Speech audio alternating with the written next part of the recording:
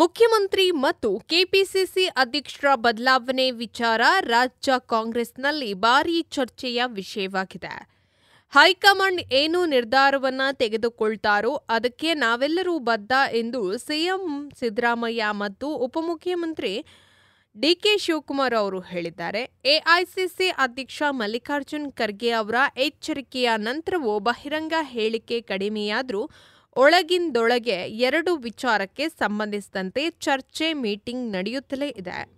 ಈಗ ಅಘೋರಿ ಭೈರವಿ ಅಮ್ಮ ಮುಂದಿನ ಮುಖ್ಯಮಂತ್ರಿ ಯಾರು ಎನ್ನುವುದರ ಬಗ್ಗೆ ಭವಿಷ್ಯವನ್ನ ನುಡಿದಿದ್ದಾರೆ.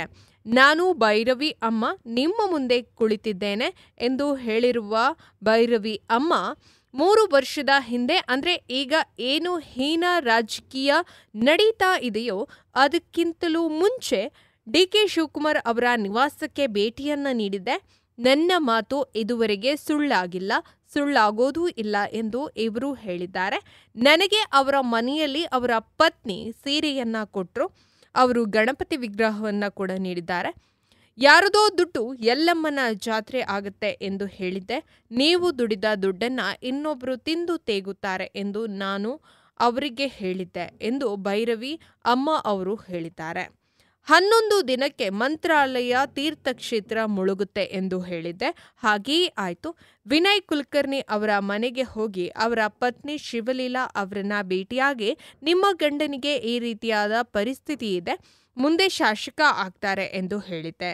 ಅದೇ ರೀತಿ ಆಯಿತೋ ಇಲ್ಲವೋ ಎಂದು ಭವಿಷ್ಯವನ್ನ ಭೈರವಿ ಅಮ್ಮ ಸಮರ್ಥಿಸಿಕೊಂಡಿದ್ದಾರೆ.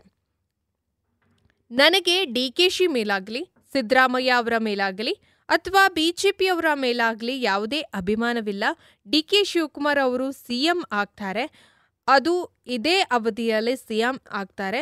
ನನ್ನ ಮಾತು ಯಾವತ್ತೂ ಸುಳ್ಳಾಗಿಲ್ಲ, ಆಗೋದೂ ಇಲ್ಲ, ಇಲ್ಲಿಯ ತನಕ ಸುಳ್ಳು ಆಗಿಲ್ಲ, ಆಗೋದೂ ಇಲ್ಲ ಎಂದು ಭೈರವಿ ಅಮ್ಮ ಅವರು ಹೇಳಿದ್ದಾರೆ. ಯಾರದೋ ದುಡ್ಡು ಎಲ್ಲಮ್ಮನ ಜಾತ್ರೆ ಅಂದರೆ ಕಾಂಗ್ರೆಸ್ ಪಾರ್ಟಿ ಅಧಿಕಾರಕ್ಕೆ ಬರಲು ಡಿಕೆ ಶಿವಕುಮಾರ್ ಅವರು ಸಾಕಷ್ಟು ಶ್ರಮವನ್ನ ಪಟ್ಟಿದ್ದಾರೆ.